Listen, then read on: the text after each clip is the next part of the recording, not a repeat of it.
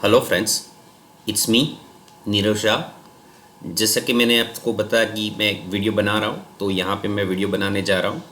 ये जो देख रहे हो आप गोदरेज प्रॉपर्टी का चार्ट है। तो ये आपको दिख रहा है जो जहाँ से बाउंस किया वो अक्टूबर करीबन 21 से लेके वो फॉल स्टार्ट हुआ। यहाँ से भी फॉल स्टार्ट हुआ, 20 DMA को टच किया बाउंस लेके, और बाउंस देने के बाद फिर से वो डाउनफॉल हुआ। फिर उसने बाउंस लेने का अटैम्प्ट किया, मगर यहाँ पे स्टेबल होने का भी ट्राई किया।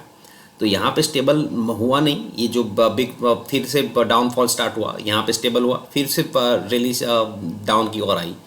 तो ये जो फॉल बन रहा है, तो यहाँ पे स्टेबल होने का ट्राई किया। यहाँ पे जो लेवल है वो दिख रहा है, वहाँ से नीचे जाने का अटेम्प्ट कर रहा है, बट वहाँ से ऊपर निकल रहा है। यहाँ पे देखो ये वॉलेटिलिटी बढ़ रही है, स्क्वीज हो गया पूरा का पूरा। मैं थोड़ी देर के लिए हटा दे रहा हूँ। तो ये हटाने के बाद देख सकते हो कि बॉलिंजर बैंड स्क्वीज हो चुकी है।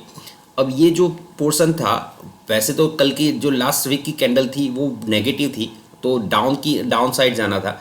बट इस वीक की जो कैंडल है वो पूरा का पूरा उसने कवर कर लिया है। मतलब जो लास्ट फॉल था उसको ये संभाल लिया है इस कैंडल ने। तो ये जो संभल रहा है उससे हमको पता चल रहा है कि जो नेगेटिविटी थी शायद ख़त्म हो चुकी है, और यहाँ से वो बाउंस होना चाहिए।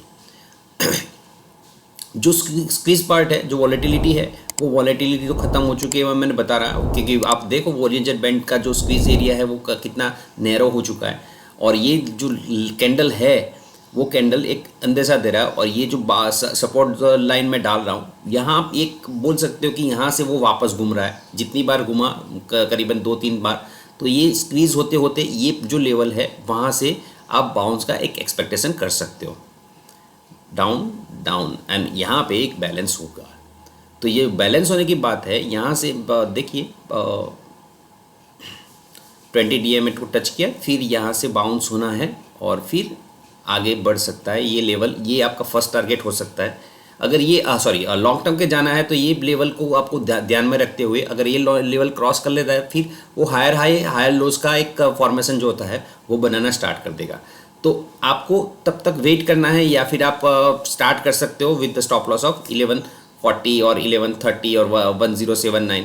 आपके दिमाग में किस तरह से आप पोजीशंस बनाते हो, बट अल्टीमेटली आपके जो टारगेट्स है अपर लेवल्स के, वो 1 बाय 1 जो लास्ट स्विंग्स थे, यहाँ पे मैं लाइंस 1 बाय 1 रख रहा हूँ। ये तीसरी लाइन रख रहा हूँ, ये फिर चौथी लाइन रख रहा हूँ, ये फोर्थ लाइन, यस ये फोर्थ लाइन भी आ गई।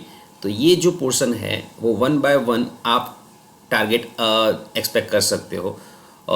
देख लीजिए आप अपने हिसाब से क्या इमेजिन कर रहे हो। बट मेरे हिसाब से ये जो स्टॉक अगर अच्छी तरह से परफॉर्म कर रहा है और निकल रहा है, और ये जो स्विंग हाइज जो मैं दिखा रहा हूँ वो 1 बाय 1 क्रॉस कर रहा है, तो फिर एक अच्छा टारगेट इसमें बन सकता है। तो आपको सोचना है तो आप सोच सकते हो।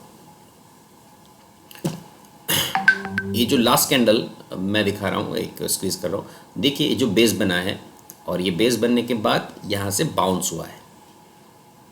क्लियर?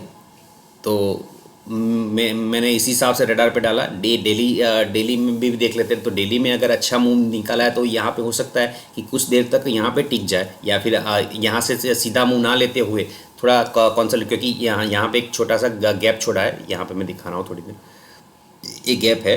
तो गैप देखने के बाद यहाँ तक वो फिर से वापस आ सकता है। जो लेवल है करीबन 1138 के अराउंड है।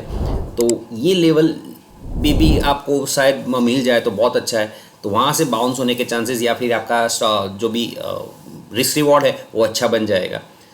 तो देख लीजिए, मैंने जो डिफाइन करके रखा है वो आप अगर बेनिफिट ले सकते हो तो। Thanks for watching.